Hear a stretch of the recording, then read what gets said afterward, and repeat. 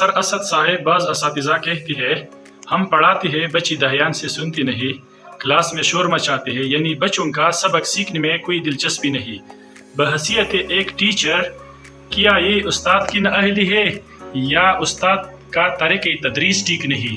आपने एक बहुत ही अहम मसले की तरफ इशारा किया और ये सवाल अक्सर जो है हम सुनते रहते हैं। जब भी हम टीचर्स बैठते हैं तो वो अक्सर इस चीज़ पे बात करते हैं कि हम पढ़ाते बहुत ज़बरदस्त है, हमारा तरीका भी ठीक है, लेकिन फिर भी हमारे क्लास में शोर होता है और बच्चे हमें सुनते नहीं।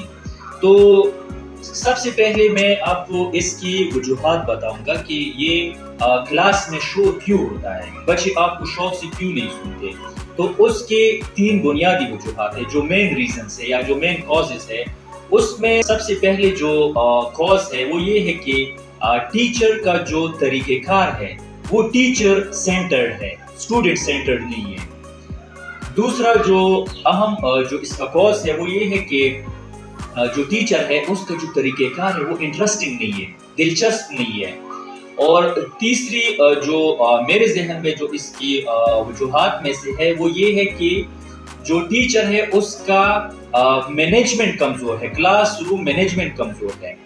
तो ये तो इसकी हो गई वजूहात। अब आते हैं इसके सलूशन पे कि टीचर को ऐसा क्या करना चाहिए कि क्लास जो है वो बच्चे इंटरेस्टिंगली आपको सुने। तो उसमें मैं आपको कुछ एजुकेशनिस्ट जो है वो कोट करूँगा। तो सबसे पहले जो जॉन डेवी है उसको तो हम जानते हैं, जो मशहूर है लर्निंग बाय डूइंग के लिए, यानी जब तक आप स्टूडेंट को अपने साथ प्रैक्टिकली इन्वॉल्व नहीं करेंगे वो बोर हो जाएंगे, वो ज़रूर आपकी क्लास में मजबूरन शोर करेंगे। दूसरा B.F. स्किनर जो है, B.F. स्किनर वो जो रीइंफोर्समेंट के लिए मशहूर है। तो जब तक आप बच्चों को रिवॉर्ड नहीं देंगे, जब तक आप बच्चों की हौसला अफजाई नहीं करेंगे तो उनके रवैये को तब्दील करना थोड़ा मुश्किल होगा।